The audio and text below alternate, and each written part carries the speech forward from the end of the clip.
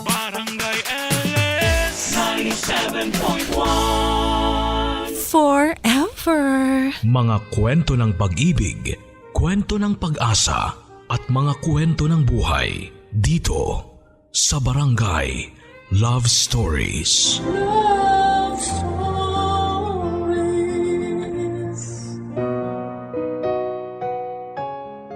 Isa sa mga pinakamasayang parte ng buhay ay ang pagiging bata dahil inosente sila sa maraming bagay. Kaya lang madalas ang pagiging inosente ng isang bata ang nagiging dahilan para sila ay maabuso. Ikaw, may mapait ka bang alaala noong kabataan mo na pilit mong kinakalimutan? Madalas na sa pagiging bata nagsisimula ang magandang alaala. Dahil inosente sila sa maraming bagay. Akala nila palaging masaya ang mundo. Makita lang ng bata na nakangiti ang isang tao sa kanya ay iniisip kaagad niya na mabait ang taong yon. Pero hindi palaging mabait ang mundo para sa isang inosenteng bata. Hindi lahat ng taong nakapaligid sa kanya ay may mabuting intensyon. Dahil sa totoong mundo, ang kainosentihan ng isang bata ay madalas na nagiging dahilan ng pang-aabuso. Ang kwento na maririnig natin sa araw na ito ay mula sa sulat na pinadala ni Martin. Isang kwento na magsisimula sa kanyang pagkabata at pagiging musmos. Lumaki siya na ang akala niya ay masaya ang kanyang pamilya. Na mabait ang mga taong nakapaligid sa kanya at perpekto ang mundo kung saan siya nabubuhay. Saan nga ba siya dadalhin ang pagiging inosente niya? Lalo na kung may mga taong mapagsamantala na nakapaligid sa kanya. Handa ka na bang maiyak sa kanyang kwento? Minsan ba sa buhay mo ay may mapait kang naging karanasan na ayaw mo na sanang balikan pa? Si Martin kaya, anong naging epekto sa kanya nang malaman niyang mapait talaga ang mundo na kanyang kinakaroonan? Alamin natin yan sa mga kwento ng pag-ibig, buhay at pag-asa sa nangungunang Barangay Love Stories. Dear Papa Dudut, karamihan sa mga kakilala ko ay may magagandang karanasan at kwento ng kanilang pagkabata. Pero siguro hindi lahat ay sinuswerte na magkaroon ng puro masayang alaala sa pagiging bata. Papa Dudut, tawagin niyo na lamang po ako sa pangalang Martin. 33 years old at isa po ninyong masugid na tagapakinig dito sa Bay Laguna. Mahilig kasi talaga ako na makinig ng mga drama sa radyo, kagaya ng mami ko. Minsan nga ay banding na namin ang makinig sa inyong programa na Barangay Love Stories. At sabay din kaming nadadala ni mami sa mga sulat na inyong binabasa. Hindi ko nga naisip noon na darating ang araw na ito. Nakwento ko naman ang maririnig kong ini-ere sa inyong programa. Pero bago ang lahat, Papa Dudut, ay sasabihin ko na rin na may pagkasensitibo at masela ng kwentong ito ng buhay ko. Kaya may ilang bagay o impormasyon ako na binago o sinadya na rin na hindi banggitin para maprotektahan ang aking pribadong buhay. Isang masayang pamilya ang kinalakihan ko, Papa Dudut. Masasabi ko rin na medyo may kaya kami sa buhay dahil nakatira kami sa magandang bahay kasama ang mga magulang ko. Hindi nagkatrabaho ang mami ko pero negosyante ang daddy ko at mag-isa lang siya na bumubuhay sa amin ni mami. Akala ko talaga noon, Papa Dudut, ay perpekto na ang pamilya namin. Solong anak lang kasi ako at palagi lang kaming masaya sa buhay. Bata pa lamang ako noon pero wala na akong mahihiling pa na kahit na ano sa buhay ko. Mahal na mahal kasi ako ng mga magulang ko at lahat na nga yata ng material na bagay na gusto ko ay binigay nila sa akin. Pero hindi pala lahat ng nakikita ng ating mga mata ay totoo. Nalaman ko noon na hindi lahat ng masasayang pangyayari sa buhay ko ay masaya talaga. Dahil matagal na palang medyo nagkakalabuan ang relasyon ng mami at ang daddy ko.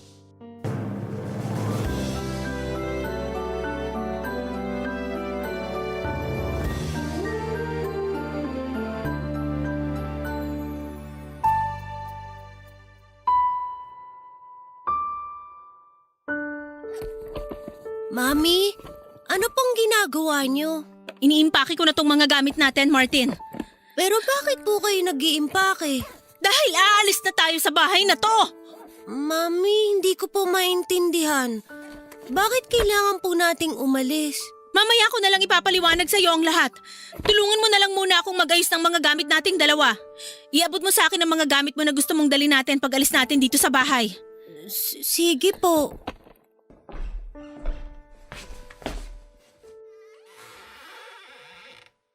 Mami, ito po yung mga pantalon ni Daddy.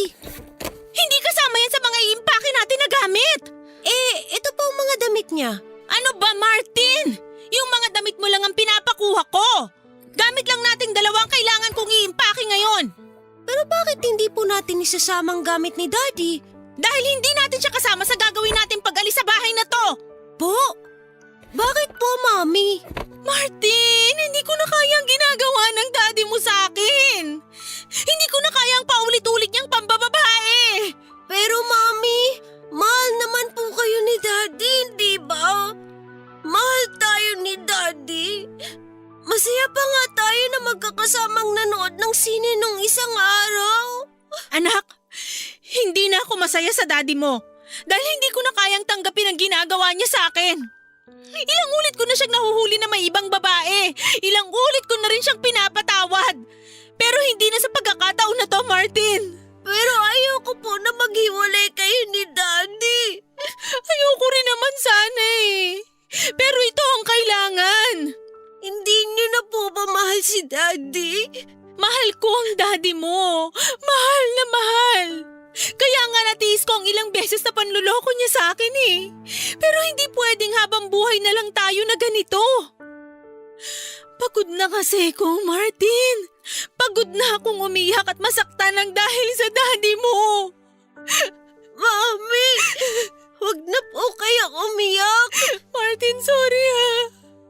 Sorry kung makikipaghiwalay na si Mami kay Daddy. Sana maintindihan mo ang desisyon na gagawin ko ngayon. Basta kailangan nating makaalis sa bahay na to bago pa siya makauwi. Gusto ko magsisi siya kapag hindi na niya tayo nakita dito. Kung aalis po tayo ng bahay na to, saan na po tayo titira? May nahanap naman ako na bahay na pwede nating upahan. Ay, anak, tatanungin kita. Gusto mo bang sumama sa akin sa pag-alis ko? O mas gusto mong maiwan dito kay Daddy? Sasama po ako sa inyo, Mami. Kahit saan po tayo pumunta o tumira, hindi po ako iiwalay sa inyo. Salamat, Martin. Salamat sa pag-intindi mo kay Mami. Ikaw na lang ang meron ako. Kaya salamat talaga, anak.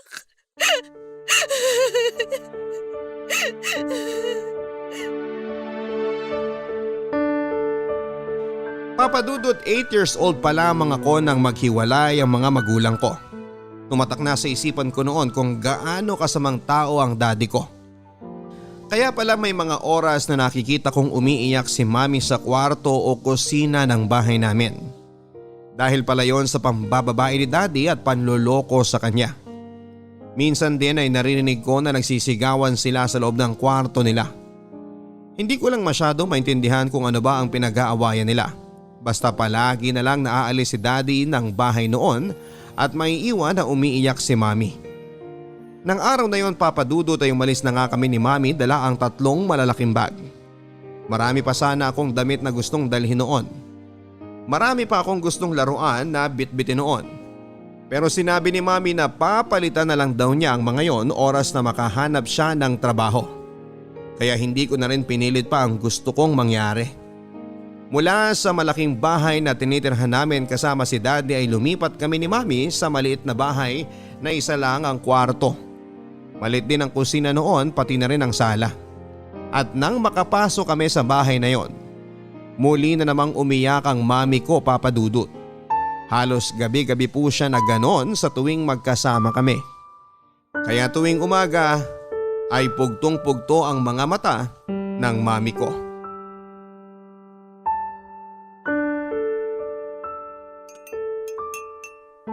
Martin? Tapos ka na bang kumain dyan? Patapos na po, Mami. Bilisan mo na dyan at malapit na rin akong matapos dito sa pag-aayos ng mga gamit mo. Mami, mga damit ko po ba yung inaayos nyo? Oo, anak. Aalis na po ba tayo sa bahay na to? Babalik na po ba tayo sa malaking bahay natin kasama si Daddy? Ay. Martin, hindi tayo babalik sa bahay na yun. At kahit kailan, hindi na rin tayo babalik pa sa daddy mo. Paano po si Daddy? Hindi ko na rin po ba siya makikita? Hindi naman niya tayo hinahanap eh. Kaya siguro, kailangan masanay na tayong wala na siya sa buhay natin. Mami, hindi na po ba kayo magkakabati ni Daddy? Hindi ko alam, Martin eh. Pero parang malabo na talaga. Akala ko po ba mahal niyo pa rin si Daddy? Pero bakit po ayaw niyo nang bumalik tayo sa bahay? Gustuhin ko man anak, hindi na talaga pwede. Pero bakit nga po? Dahil may ibang babae nang kasama ang daddy mo sa bahay na yun. Nalaman ko yun sa isang kapitbahay natin doon nung minsang tawagan niya ako. Ibig sabihin, Mami, si Daddy po pala talaga ang may kasalanan kung bakit kayo naghiwalay. Kasi hindi niya na po tayo mahal. Hindi ko alam. Siguro ganun na nga. O baka mas mahal niya ang kabit niya. Kasi kung mahal niya tayo, tayo ang pipiliin niya. Pero hindi eh. Hindi tayo ang pinili ng daddy mo. Napakasama po talaga ng ugali ni Daddy, Mami. Huwag mong sabihin yan, Martin. Sorry kung sinasabi ko sa iyo ang lahat ng to ngayon kahit hindi mo pa talaga masyadong naiintindihan.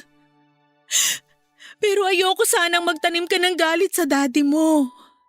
Isipin mo na lang na lumayo siya sa atin dahil may kailangan siyang puntahan kaya hindi natin siya kasama palagi. Opo, Mami. Hindi po ako magagalit kay Daddy. Ang totoo, namimiss ko na talaga siya eh.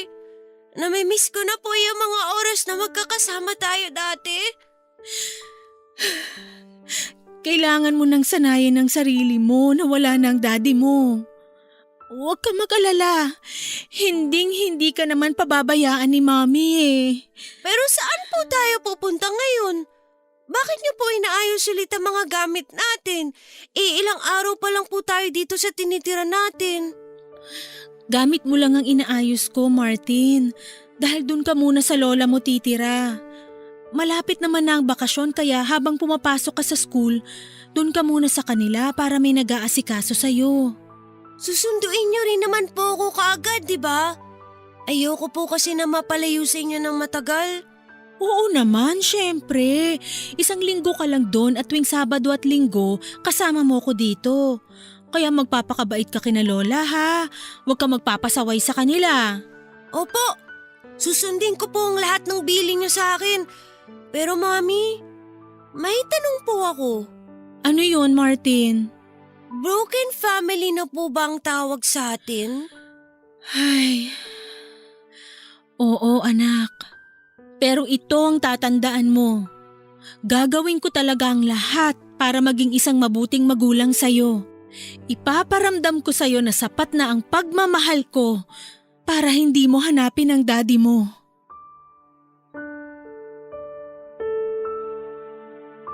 Madalas kong naririnig noon ang salitang broken family sa ibang kaklase ko, Papa Dudut.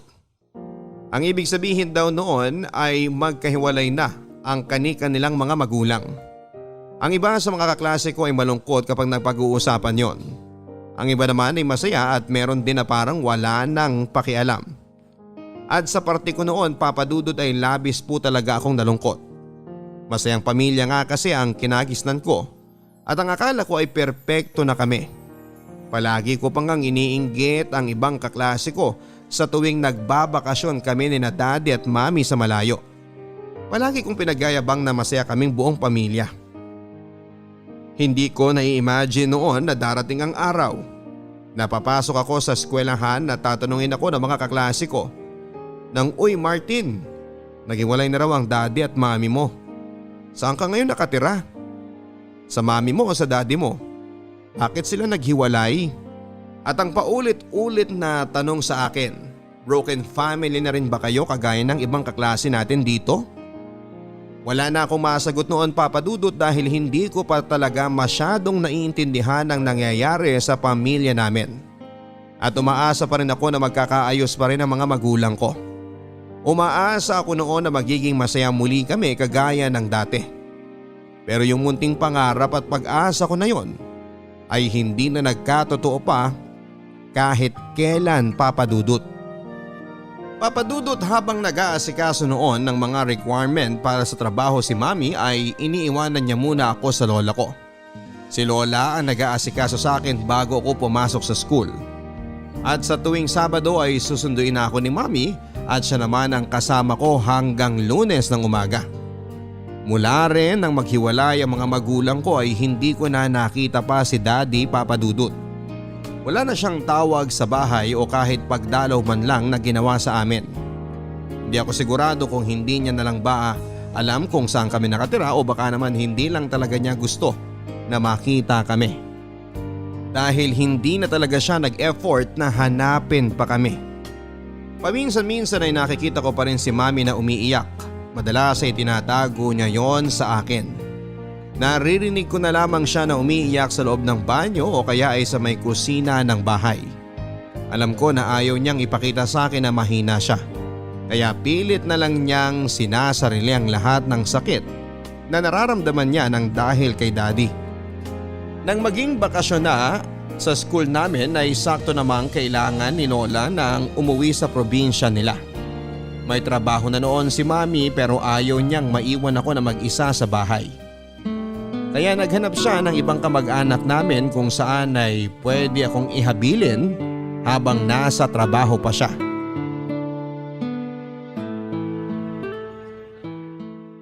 Martin, huwag kang masyadong makulit dito sa bahay ng tita mo ha. Mag-isa lang siya dito kaya huwag mo siyang papahirapan. Opo, Mami. Magbe-behave po ako. Good. Pasensya ka na kung iiwan na naman kita ngayon dito. Kailangan muna kasing magtrabaho ni Mami. Okay lang po. Sanay naman po akong asikasuhin ng sarili ko eh. Okay nga lang po kahit sa bahay na lang po ako maiwan na mag-isa. Naku, hindi naman ako mapapanatag kapag alam kong wala kang kasama. Kaya nga naghanap ako ng kamag-anak natin na pwede kong paghabilinan sa'yo. Mabuti na lang at nandito lang din pala malapit sa atin ang tita Aida mo. Kahit papano may makakasama ka sa buong maghapon. Nakilala ko na po ba siya, Mami? Oo, pero 3 years old ka pa lang noon kaya siguro hindi mo siya masyadong naaalala. At teka nga, bakit parang ang tagal namang lumabas ng bahay ng tita mo? Pindutin ko nga ulit itong doorbell. Ayan, palabas na rin siguro yon. Mabuti na lang at maaga kitang inihatid ngayon dito, Martin, dahil hindi ako malilate sa trabaho ko. Mami, pasalubong ko po mamaya ah. Oo naman anak, hindi ko kakalimutan yun. Irene, ikaw na pala yan. Good morning, Aida. Magandang umaga rin. Sorry kung ngayon ko lang kayo napagbuksan ng gate ha. Naliligo kasi ako kanina eh. Ayos lang, huwag ka mag-alala. Ito nga palang anak ko na si Martin. Martin, ito si Tita Aida mo. Good morning po, Tita Aida. Good morning din sa'yo, Martin. Naku, ang laki-laki mo na palang bata. Parang dati lang ang liit mo tsaka ang taba-taba. Aida, iiwanan ko na muna dito sa'yo si Martin pero susunduin ko rin siya mamaya pagkatapos ng trabaho ko. Ay, walang problema. Kahit nga 1 linggo mo pa siyang iwan dito sa akin, ayos lang. Alam mo naman na wala ko ibang kasama dito sa bahay. Kaya nga ikaw kagad ang naisipan kong pakisiyuan eh. Sige ha, alis na ako kasi kailangan ko na rin pumasok sa trabaho. Martin, yung mga billing ko sa'yo, wag mong kakalimutan. Huwag kang magpapasaway dito sa bahay ni Tita Aida, okay? Opo, Mami. Hindi po ako magpapasaway dito. O sige na, bye anak! Ingat po kayo! Bye po! O Irene, ingat ka ha! Halika na Martin, pasok na tayo sa loob. Sige po. Ilang taon ka na nga ulit? 8 years old po. Pero malapit na rin po ako mag 9 years old this year. Ang laking bata mo pala talaga. Magna 9 years old ka pa lang pero ang tangkad mo na. Naku, sisiguraduhin ko na mag-enjoy ka sa bawat pagstay mo dito sa bahay ko. Papadudot malaki ang bahay ni na Tita Aida. Marami at magaganda rin ang gamit niya sa loob ng bahay niya. Malaki ang refrigerator, TV at malakas ang aircon kahit sa sala. Maasikaso rin po siya sa akin kaya naman sa mga unang araw ng pamamalagi ko doon ay nag-enjoy talaga ako kagaya ng sinabi niya. Marami rin kasi siyang pagkain o mga junk food na inihanda para sa akin. Pinapanood niya rin ako ng mga pelikula at hinayaan na maglaro ng mga games sa computer. Kaya nga noong sunduin ako ni Mami kinagabihan ay parang ayoko nang umuwi pa. Pero syempre ayoko naman na malungkot si Mami mag-isa sa bahay, kaya sumama na rin ako. Ganun po kami araw-araw. Ihahatid ako ni Mami sa bahay ni Tita Aida at susunduin na sa gabi. Wala naman po akong reklamo at pati na rin po si Tita Aida. Enjoy nga raw po siya na kasama ako dahil malungkot daw talaga ang mag-isa sa bahay nila. Si Tita Aida nga po pala ay third cousin ni Mami. Ang mga magulang niya at kapatid ay nasa ibang bansa na raw naninirahan. Dahil mas gusto niya dito sa Pilipinas ay mag-isa na lamang siyang nakatira sa bahay nila. Matandang dalaga rin po siya at walang anak. Kaya siguro sabik din siya na kasama at kausap ako. Nabanggit din niya pala noon na mahilig daw talaga siya sa mga bata. Ang akala ko ay gusto niya lang na magkaanak dati. Kaya niya nasabi na mahilig siya sa mga bata. Pero iba po pala ang ibig niyang sabihin tungkol sa bagay na yon, Papa Dudut.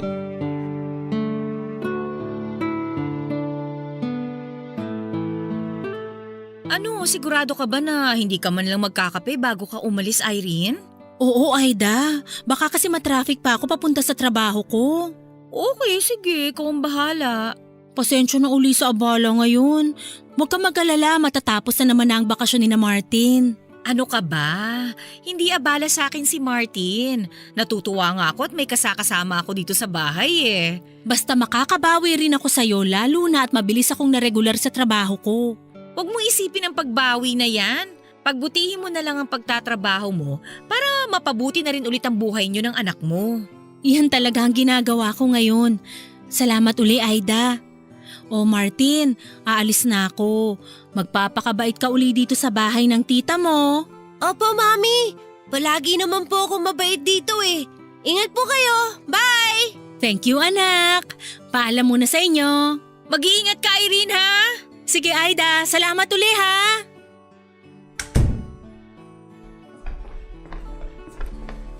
Gusto mo bang kumain muna, Martin? Hindi po. Busog pa po ako.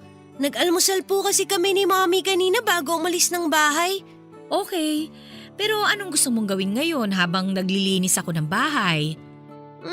Gusto ko po sanang mag-computer game. Ay teka, alam mo may naisip ako na pwede nating gawin ngayon. Bago ka mag-computer game, bubuksan ko muna tong TV at may ipapanood ako sa'yo. Horror movie po ba ulit yan? Yung huling pinanood niyo po na pelikula sa akin? Halos hindi po ako makatulog sa kwarto kasi parang nasa tabi ko po yung multo. Patatakutin ka palang bata ka? Medyo po. Kaya nga po, madalas ako napapagalitan ni Mami kasi naiistorbo kong pagtulog niya. O huwag ka mag-alala, hindi nakakatakot tong ipapanood ko sa'yo. Pero sigurado akong matutuwa ka dito. Bakit po walang sound ang TV niyo? Ano kasi, wala talagang tunog ang pelikula na yan. Ganun po ba? Pero bakit po tinatanggal ng lalaki yung damit ng babae? Nainitan po ba yung babae? Ay, ang totoo, naglalaro lang sila. Ikaw ba, gusto mo rin ba ng bagong laro, Martin? Opo! Gusto ko po! Tamang-tama, kasi may ituturo ako sa'yo na bagong laro. Sa laro na to, magpapanggap tayong dalawa na mga artista. Pagkatapos po, gagawin natin yung ginagawa ng mga artista dyan sa pelikula.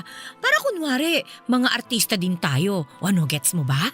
opo, nakuha ko po. Ay, very good. Matalino ka pala talagang bata. O ano, sige, simulan na natin ang laro na to ha.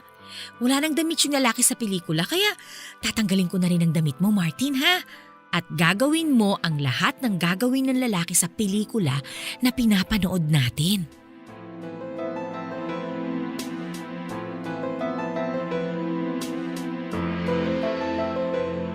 Papadudot, isa akong batang inosente na wala pang masyadong alam tungkol sa bagay na pinapagawa sa akin ni Tita Aida ng mga oras na yon.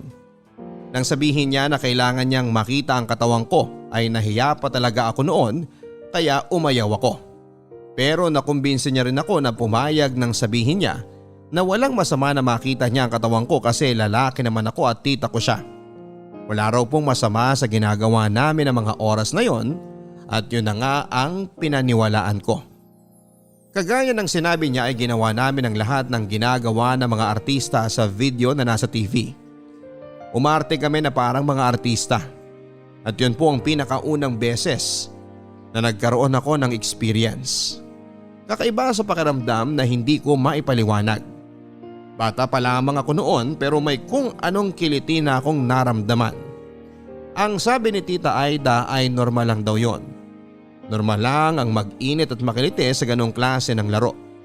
At dahil mas matanda nga po siya at tita ko siya, pinaniwalaan ko ang lahat ng mga sinabi niya na ang ginagawa namin ay normal at isang klase lang ng laro, papadudot. Papadudot, bago dumating si Mami sa bahay para sunduin ako ay pinagbitaw ako ni Tita Aida ng isang pangako na wala akong sino man na pagsasabihan ng ginawa naming dalawa, lalong lalo na raw kay Mami. Tinatanong ko siya kung bakit hindi yun pwedeng ikwento kay Mami. Ang sabi niya ay parte raw ng laro namin ang pagtatago ng sikreto. Doon daw masusubo kung pwede niya ba akong pagkatiwalaan ng iba niyang mga sikreto. At kapag sinabi ko sa ibang tao ang ginawa namin, talo na raw ako sa laro namin. Siyempre pumayag naman ako na ilihim ang lahat. Ayoko yatang matalo sa isang game.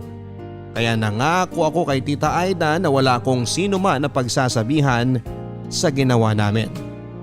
Naulit pa ng ilang beses noon ang laro namin ni Tita Aida, papadudot.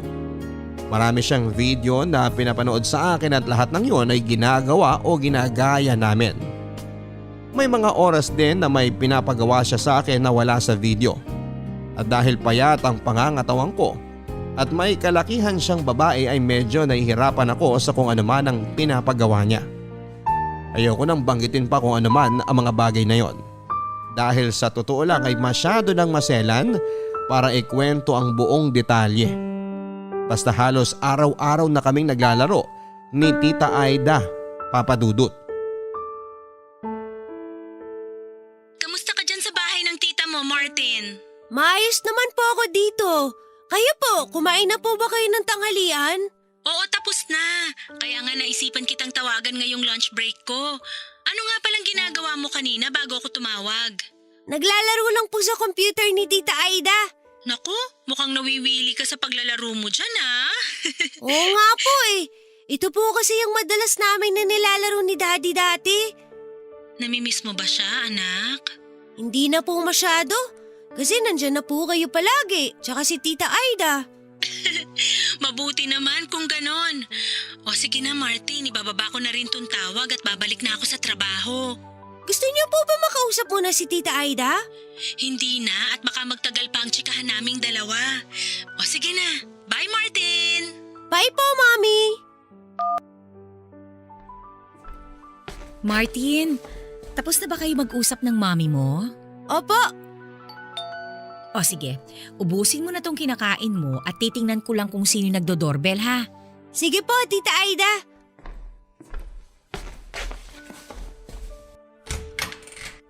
Beshi, naku grabe. Ang ginit-ginit sa labas. Ikaw na pala yan, Lando. Halika, pasok ka. Salamat. Summer na talaga kasi iba na ang tirik ng araw ngayon. Ay naku, sinabi mo pa. Kaya nga ang taas ng bill ng kuryente ko ngayon dahil walang patayan ng paggamit ko ng aircon. Ay, o nga pala. Ito si Martin, yung sinasabi ko sa'yo na pamangkin ko. Ay, eto na ba yung batang kinukwento mo? Ang gwapo-gwapo nga at ang kinis ng balat. Oo, siya yun. Anak siya ng pinsan ko. Martin, ito si Lando, kaibigan ko. Tawagin mo na lang siyang Tito Lando. Hi po, Tito Lando. Dito talaga?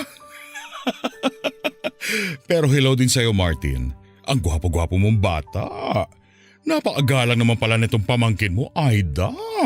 Ay nako, hindi lang magalang yan. Napakamasunurin din. Ay, bet ko yan. Excited na tuloy ako sa gagawin nating tatlo mamaya. Tita Aida, ano po yung sinasabi ni Tito Lando na gagawin natin mamaya? Maglalaro ulit tayo. Yung palagi nating nilalaro na nagpapanggap tayong mga artista. Pero medyo ibang laro naman ang gagawin natin. Dahil hindi ka na artista mamaya, magiging model ka naman, Martin. Talaga po? Oo! Nakikita mo ba itong malaking camera ko? Kukunan kita ng maraming litrato at sisiguraduhin ko na gwapo ka talaga dito. Naku, papisil nga sa braso mo. Kay bata-bata mo pa, lusog na nito mga braso mo. Sigurado ko na hindi lang tong braso mo malusog sa'yo. Malalaman mo yan mamaya. At panigurado na ikaw mismo mapapagod sa galing ng batang ito. Pak na pak ka dyan, Mars. Papadudot, sa totoo lang ay medyo nakakatakot talaga ang itsura ni Tito Lando nang makilala ko siya. Matangkad siya, medyo malaki ang pangangatawan, malaki ang ilong at mga mata. Makapal din ang mga labi niya at nang ngumiti siya ay nakita ko ang medyo bulok niyang mga ngipin.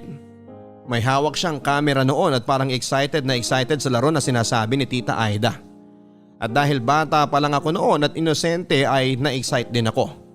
At buong maghapon nga kami na nagkulong sa kwarto. Ang unang pinagawa nila sa akin ay pinaghubad nila ako at kinuna ng mga litrato sa iba't ibang posisyon at sulok ng kwarto. May ginawa rin sila sa katawan ko na hindi ko maintindihan. At may pinagawa sa akin si Tito Lando na mas malala sa mga pinapagawa sa akin ni Tita Aida. 3 beses atang naulit ang pangmumulestya sa akin ni Tito Lando at madalas ay solo siya sa pang-aabuso sa akin, Papa Dudut. Palagi rin kasi siya sa bahay ni Tita Aida pero hindi siya nagpapakita sa mami ko. Dahil sa tuwing darating kami ni mami sa bahay ay si Tita Aida lang ang sumasalubong at kumakausap sa amin. Kapag wala na si mami ay saka lamang lalabas ng kwarto si Tito Lando para simulan ang pakikipaglaro sa akin.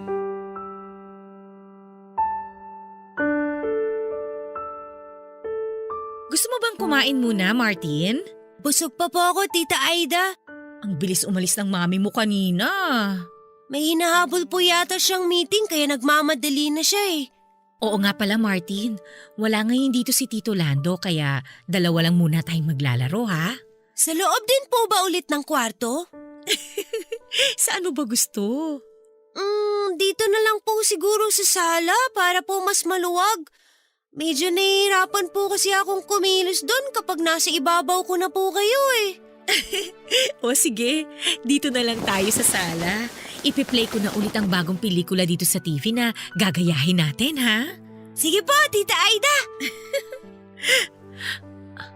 O ayan. Huhubarin ko na tong damit mo, ha, Martin? Isusunod ko na kagad tong pantalon mo. Galingan mo sa laro natin, ha? Ay, maghuhubad na rin ako. Ibilin sa'yo na. Ay, buti bukas yung pinto. Diyos ko! Anong ginagawa mo sa anak ko? At bakit may bastos na palabas sa TV mo? Mami, naglalaro lang po kami ni Tita Aida. Bakit po kayo bumalik? Naglalaro! Halos hubot-hubad ka na, Martin! Sabi po kasi ni Tita Aida, kailangan daw po na wala akong suot na kahit na ano dito sa laro namin. Anong klaseng laro naman yan? At ikaw, Aida! Bakit naka-brat panty ka lang dyan? Irene, nagbibiruan lang naman kami ng anak mo. Nagbibiruan? O minamolestya mo na ang anak ko? Aida, napaka-baboy mo! Layuan mo nga ang anak ko! Mami, wag po kayo magalit kay Tita Aida. Naglalaro lang po talaga kaming dalawa. Anak, hindi paglalaro ang ginagawa niyong dalawa.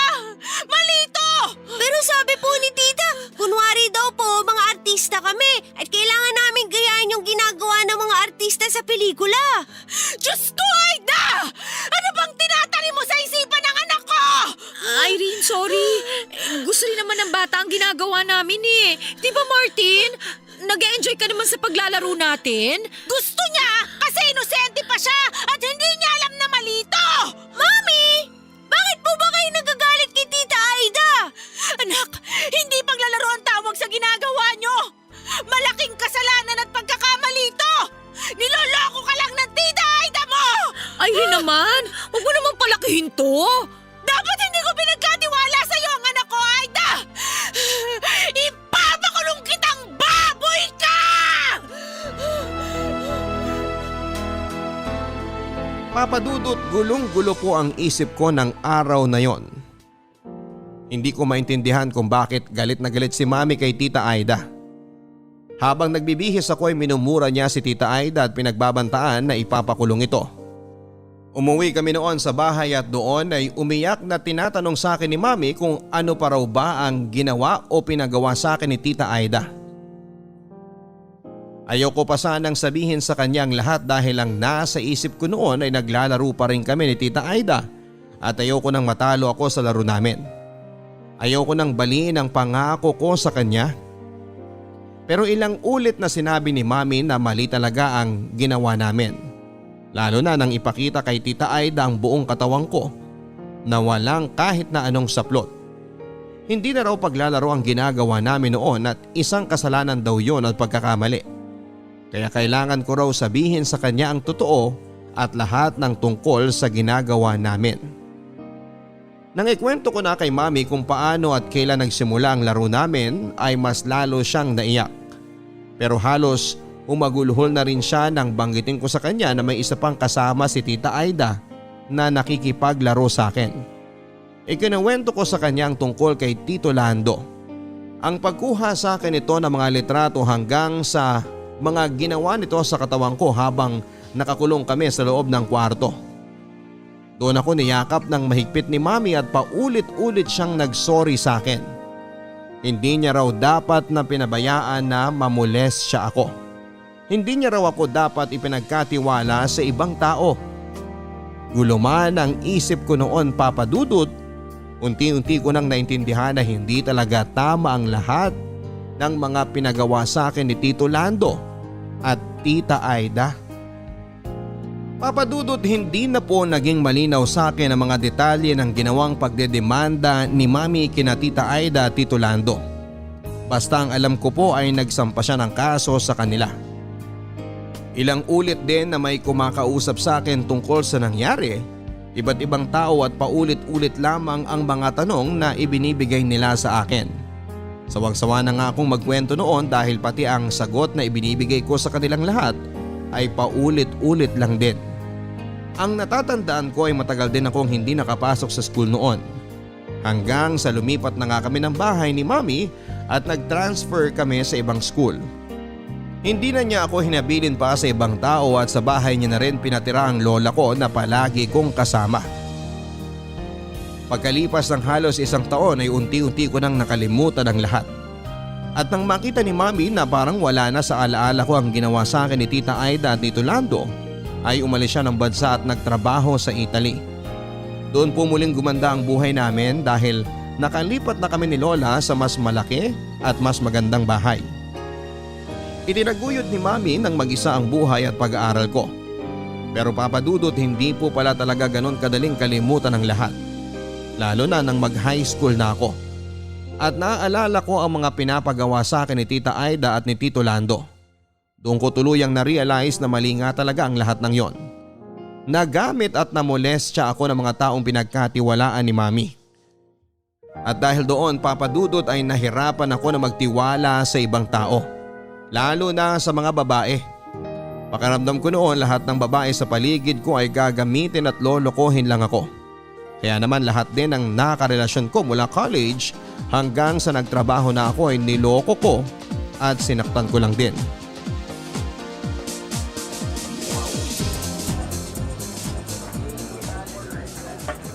Hi! Ikaw yung bagong bartender, di ba? Oo, ako nga. Ang galing mo dun sa back bar. Lalo na yung flare tending mo. Matagal ka na rin bang bartender? Hindi masyado. Ang totoo, itong unang beses na nag full time ako bilang bartender. Waitress kasi ako dati sa isang restaurant. Pero passion ko na talaga ang flare tending. Buti nga natanggap ako dito sa resto bar nyo eh. Marami kasing nag-resign sa amin nung nakaraang taon lang. Kaya nangailangan din talaga ng mga tao dito sa bar. Lumipat sila dun sa bagong bukas na bar sa kabilang kanto lang. Mas malaki daw kasi yung pasahod ng may-ari ng bar na yun eh. Talaga? Eh ikaw, bakit hindi ka lumipat doon? Hindi ko naman kailangan ng malaking sweldo. Ang gusto ko sa trabaho, yung mababait na boss na para bang pamilya lang ang turing sa mga staff nila. Ang tagal ko na rin dito pero may isang beses, hindi pa ako pinagtaasan ng boses ni na boss. Kalmado lang sila palagi kahit nung nag-uumpisa pa lang ako. Hindi rin sila nagalit kahit ilang bote ng alak ang nabasag ko dahil hindi pa ako magaling mag-flare tend. Mukha naman talaga silang mabait kahit noong ini-interview pa lang nila ako. Oo, mabait talaga sila. Tsaka naikwento ka rin nila sa akin. Talaga? Ano namang kwento nila tungkol sa akin? Na maganda ka raw at bagay daw tayong dalawa. Grabe siya oh. Seryoso ako dun. Sila nga nagsabi sa akin na lapitan kita ngayon eh. Sinabi rin ba nila na bula-bulahin mo ko? Maganda ka naman talaga kasi. Hindi ka na kailangan bulahin. Tsaka totoo yung mga sinasabi ko. Ang galing mo talaga mag-flare tend kanina. Napatulala nga ako sa'yo ng ilang minuto eh. Nako Martin, tigil-tigilan mo nga ako sa pambobola mo na yan. Alam ko na ang mga galawan ng ganyang banat mo. At hindi mo ako madadala sa ganyang salita mo. Wais ako, no? Mukha namang hindi ka talaga mahilig sa bola-bola eh. Baka asado, pwede pa. Asado? Anong ibig mong sabihin? Ang ibig kong sabihin, mukhang hindi ka nga madaling bulahin. Pero parang mahilig ka namang magpaasa ng tao. Ang galing ng banat mo na yan ah. Bago ba yan? Ngayon ko lang kasi narinig eh. Oo, kanina ko lang naisip habang nakatitig ako sa'yo. Pero sana, huwag mo akong isama dun sa mga papaasahin mo lang ha. Ewan ko sa'yo. Puro ka bola at banat dyan. Ilang beses ko bang sasabihin sa'yo, hindi nga kita binubola. Ay, teka. Paano mo pala nalaman na Martin ang pangalan ko? Ha? Ano? Narinig ko lang dyan sa mga kasamahan natin kanina nung tinawag ka nila. We, talaga? Bakit parang bigla na lang namuli ang mga pisngi mo? Oo nga. Anong feeling mo? Pinagtanong ko sa ibang waitress at bartender dito. Eto naman masyado namang defensive. Eh di hindi. Sabi mo eh. Maniniwala na lang ako sa'yo. Oh, since alam mo na ang pangalan ko, baka pwede ko rin malaman ng sa'yo. Akala ko ba pinagkwentuhan nyo na ako ni na boss kanina? Hindi ba nila sinabi sa'yo ang pangalan ko? Hindi. Sabi lang nila may bagong bartender dito sa bar na bagay daw sa akin. Nang makita nga kita kanina, tinanong ko sa kanila ang pangalan mo pero ayaw naman nilang sabihin. Lapitan daw kita. Ako daw mismo ang magtanong sa'yo. Kaya eto ako ngayon. Nagpapakyut dito sa harapan mo para lang makuha ang pangalan mo. Bolero ka na, corny ka pa. Pero sige, shy na lang ang itawag mo sa akin. Oh, huwag ka mag-e-expect ng kahit ano ah. Hindi porke binigay ko yung pangalan ko sa'yo, ibig sabihin nun type na kita. Ano ka ba? Wala naman akong iniisip na ganun eh. Pero pwede rin. Mukha naman talagang type mo ako. Huwag kang mag-alala. Easy to get naman ako, lalo na sa babaeng gusto ko. Grabe ka talaga Martin. Sobrang filingero mo rin pala. Gwapo ka nga, presko ka naman. Naku, diyan ka na nga at mag-aayos pa ako ng gamit ko.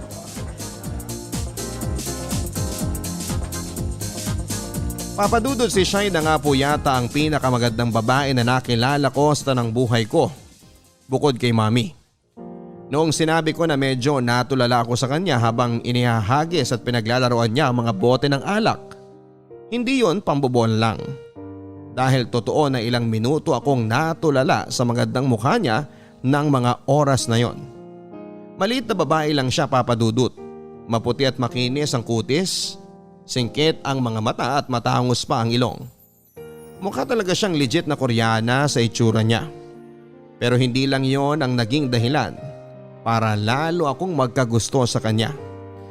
Dahil magkatrabaho kami at matagal na ako sa resto bar na yon, ay kaming dalawa ang pinagpartner ng mga boss namin. Bagay nga daw kasi kaming dalawa dahil pareho kaming maputi at singkitin ang mga mata. Nagkataon naman na single din ako ng mga panahon na yon at talagang type ko si Shai. Nang maging partner nga kami ay mas lalo ko siyang nakilala at nagustuhan. Hindi kasi siya ang tipo ng babae na madalas kong nakikilala at nakakarelasyon noon. Astig pong babae si Shai, Papa Dudut. Malakas siyang uminom ng alak pero hindi siya mabilis na malasing. Magaling din siyang mag-mix ng mga alak, marunong siya mag-ayos ng mga sirang gamit sa bar kagaya ng electric fan o microwave oven. At pati na rin ang mga sirang makina ng kotse o motor ay nagagawa niyang paganahin. Ilan lang yon sa lalong nagpahanga sa akin kay Shai. Pero ang pinaka nagustuhan ko sa kanya ay ang pagiging malambing at maalalahanin niya sa mga nakakasama namin sa trabaho. Mabilis niya tuloy na nakaklose ang halos lahat ng staff sa resto bar na pinagtatrabahuhan namin. Pero syempre binakurang ko na kaagad siya, Papa Dudut. Alam ko naman kasi na gusto niya rin talaga ako at nagpapakipot lang siya nang ligawan ko siya. Nalaman ko rin kasi mula sa ibang katrabaho namin na pinagtanong niya pala talaga ang pangalan ko. Nung unang gabi pa lang niya sa resto bar at nakita niya ako na nagmi-mix ng mga inumin sa bar. Ramdam ko rin na malaki ang pagkagusto niya sa akin kagaya ng nararamdaman ko para sa kanya. Kaya lang, Papa Dudut, ay iba na kasi ang tama ko kay Shai ng mga oras na yon. Malalim na at pang seryosohan. Doon ako nagsimulang matakot na baka dumating ang oras na masaktan ko siya kagaya ng ginawa ko sa ibang babae. Kaya sinimulan ko na siyang iwasan at ipakita sa kanya na hindi ko talaga siya gusto, Papa Dudut. Oh, Shai. Nandito ka pa pala sa locker room. Bakit hindi ka pa umuwi? Hinihintay kasi kita eh. Bakit mo naman ako hinihintay? Wala naman tayong usapan na magkikita tayo ngayon Hindi rin naman kita tinext. Akala ko lang kasi gusto mong hintayin kita kagaya ng dati. Ay, ikaw ba? Ba't di ka pa umuwi? Sabay kasi kaming uuwi ng bagong waitress dito. Kaya lang nag-extend siya ng 1 oras kaya maghihintay na lang muna ako. Girlfriend mo na ba siya? Hindi pa. Hindi pa. Ibig sabihin, nililigawan mo na. Wala ka nang pakialam doon. Sige na, alis na ako. Kinuha ko lang talaga tong jacket ko. Ano ba talagang trip mo, Martin? Trip? Anong ibig mong sabihin? Wala ka naman talaga dapat na pakialam sa buhay ko, di ba? Hindi ko obligasyon na i-update ka kung anong oras ako uuwi o kung sino ang kadate ko. Oo. Wala kang obligasyon sa akin. Dahil hindi mo naman ako girlfriend at mas lalong wala tayong relasyon. Ay, tama na nga ang usapang to. Alis na ako. Sandali lang. Dahil hindi pa ako tapos sa mga sinasabi ko. Okay lang naman, Martin, kung ayaw mo na talaga sa akin eh. Pero sana walang iwanan sa ere. Pinaasa mo lang ako, Martin. Pinasakay mo ako at pinaniwala mo na gusto mo ko. Hindi kita pinaasa, Shai. Talaga? Hindi? Anong tawag sa ginagawa mo sa akin ngayon? O baka naman, gawain mo na talaga to. Yung popormahan mo mga bagong babae dito sa resto bar, tapos bigla mo nalang iiwanan sa ere. Pwede ba, Shai? Huwag mo nga akong pag-isipan ng ganyan. Ano ang gusto mong isipin ko? Na naglalaro lang tayo? Ano namang tawag sa laro na to? Tagu-taguan ng feelings? Ang kaso, nawala ka agad yung sayo? Ewan ko sa'yo. Bahala ka na dyan, alis na ako. Martin, sabihin mo na lang kasi sa akin kung ano ba talagang trip mo.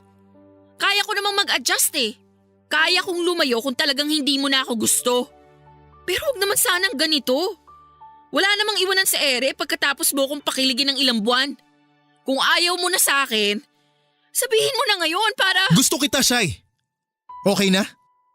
Kaya ginagawa ko ang lahat ng to. Kaya kita iniiwasan. Kasi natatakot ako. Natatakot ka saan? Natatakot ako na masaktan kita. Hindi ko maintindihan. Ano pang ibig mong sabihin? May nangyari sa akin nung bata pa ako na naging dahilan para magalit ako sa mga babae. Pinipilit kong magpakatino. Pero ang palaging ending na nangyayari, nasasaktan ko ang mga babaeng nakakarelasyon ko. Pakiramdam ko may problema na talaga sa akin siya eh. Dahil sa sobrang takot ko na magtiwala sa ibang tao, lalo na sa mga babae, ito ang kinalabasan ko. Lagi ko na lang silang nasasaktan. At iyon nga ang ayokong mangyari sa iyo. ayoko masaktan kita. Kasi mahal na kita, Shai. Mahal din kita, Martin. At handa ako na maghintay hanggang sa mawala ang takot na nararamdaman mo. Pero paano kung hindi to mawala? Paano kung masaktan lang kita sa huli? Paano natin malalaman ang sagot kung hindi natin susubukan? Siguro nga pwedeng mahirapan ako. Pero handa akong sumugal. Handa akong sumugal, matalo o manalo man ako sa laro na to. Dahil ang importante naman sa lahat, sinubukan pa rin natin kahit mahirap.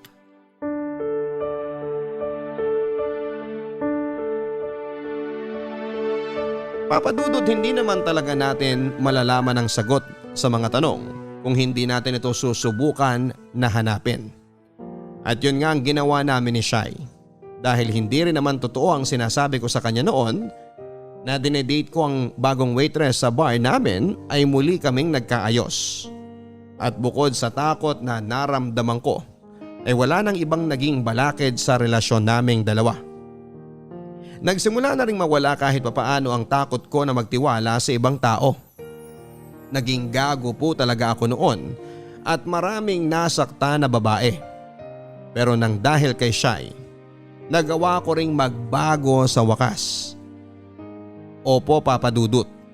Naging kami na nga po kaagad ni Shai, bakit pa ba namin patatagalin ang lahat kung nagkaaminan na rin kami ng nararamdaman para sa isa't isa.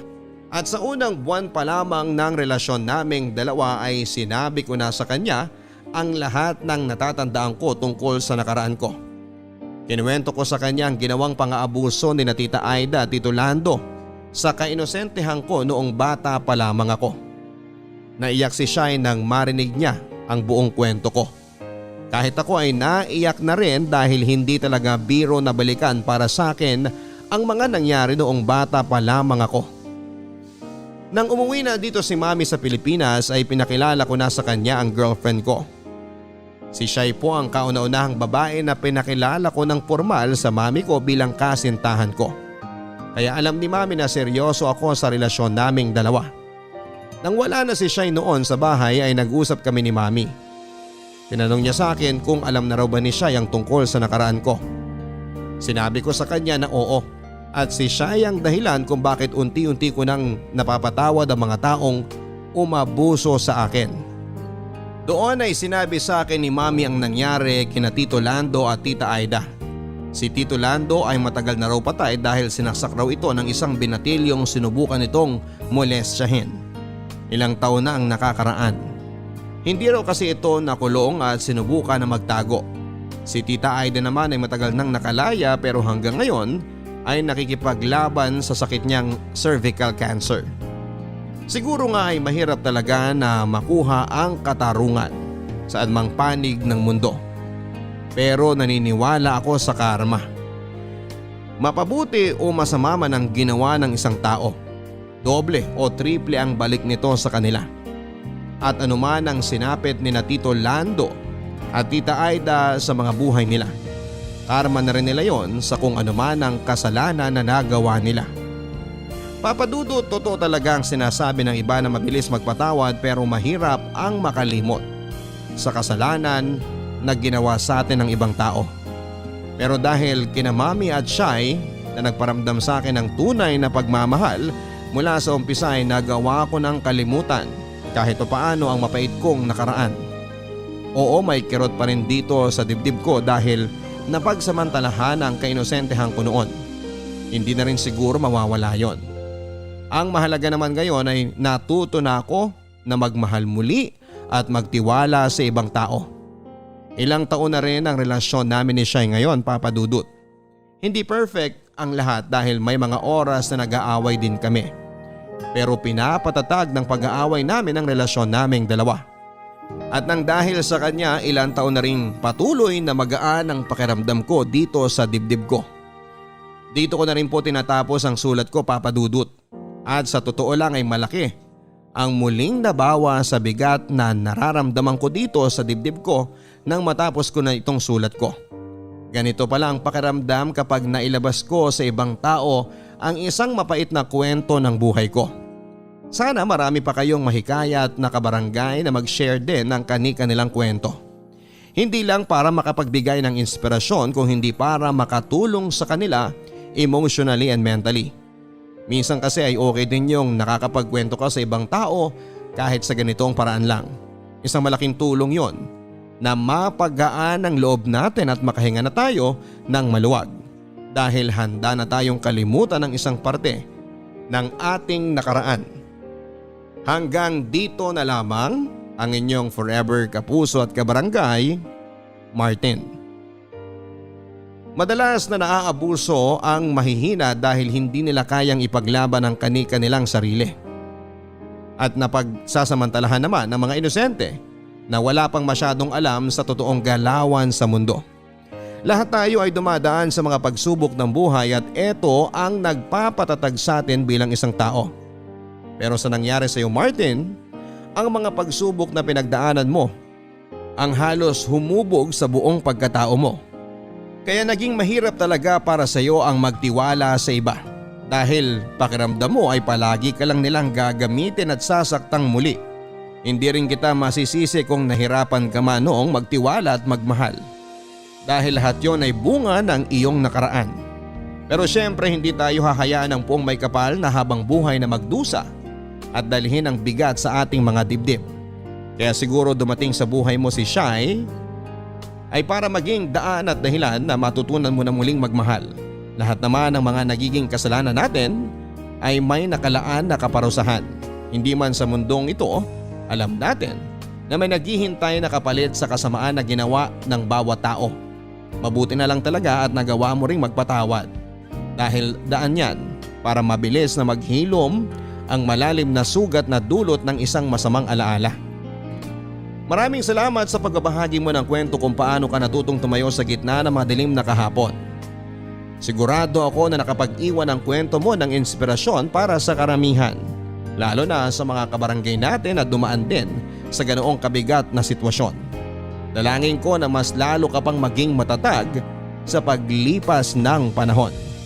Hanggang sa muli, ako po si Papa Dudut sa mga kwento ng pag-ibig, buhay at pag-asa dito sa Barangay Love Stories number 1. Mga kwento ng pag-ibig, kwento ng pag-asa at mga kwento ng buhay dito sa Barangay Love Stories. Love